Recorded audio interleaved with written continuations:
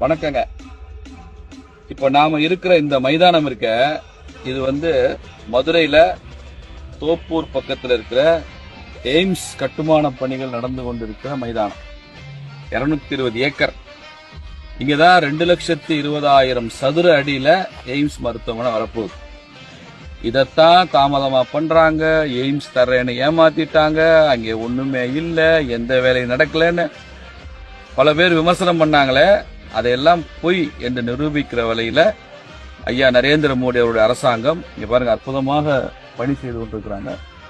வரக்கூடிய 2025க்குள்ள இதுல first face முதல் கட்ட பணிகள் நிறைவு பெற்று 1 லட்சம் சதுர அடிகளுக்கு மேல கட்டுமான பணிகள் உடனடியாக நிறைவு.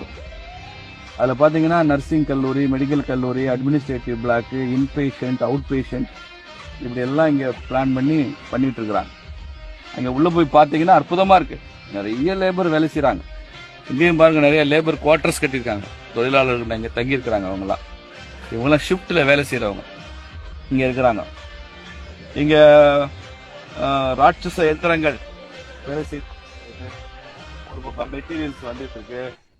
இதை பார்வையிடுறதுக்குன்னு எல்என்டி நிறுவனம் தான் இதை கட்டுறாங்க. எல்என்டி நிறுவனம்ன்றது இந்தியா முழுக்க உள்ள எய்ம்ஸ எல்என்டி நிறுவனம் தான் அதை கன்ஸ்ட்ரக்ட் பண்றாங்க.